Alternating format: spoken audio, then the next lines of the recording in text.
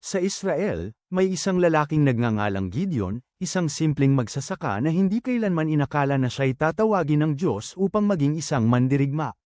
Noon, ang kanilang bayan ay pinahihirapan ng mga Madianita, isang malupit na hukbo na ninanakaw ang kanilang mga ani at hayop.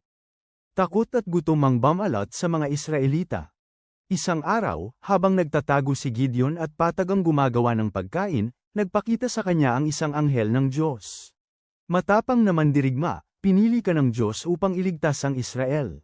Nagulat si Gideon, paano ako? Mahina lang ako, at ang pamilya ko ang pinakamahina sa buong tribo. Ngunit tiniyak ng Diyos sa kanya, ako ang kasama mo. Upang patunayan ang utos ng Diyos, humingi si Gideon ng palatandaan. Inilagay niya ang isang balahibo ng tupa sa lupa at hiniling na magkaroon ng hamog ang balahibo ngunit manatiling tuyo ang lupa. Kinabukasan, gayon nga ang nangyari.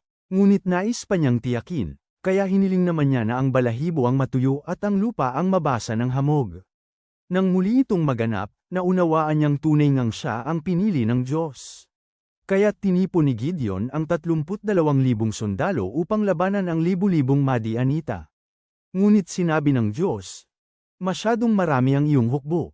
Bawasan mo sila upang malaman ng lahat na ako ang nagbigay ng tagumpay.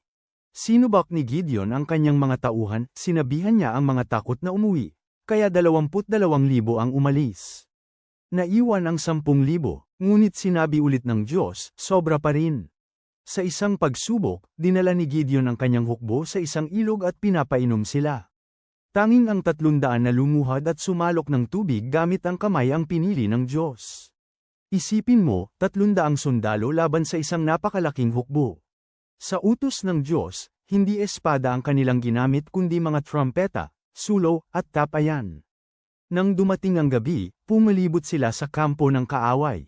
Sa sabay-sabay na utos, binasag nila ang kanilang mga tapayan, pinailaw ang kanilang mga sulo, hinaypan ang kanilang trumpeta, at sumigaw, para sa Panginoon at kay Gideon.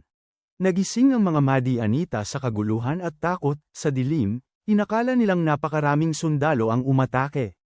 Nagkagulo sila at nagsimulang magsaksakan sa isa't isa. Ang natira ay nagtakbuhan palayo, at sa tulong ng ibang Israelita, natalo nila ang buong hukbo ng Madianita.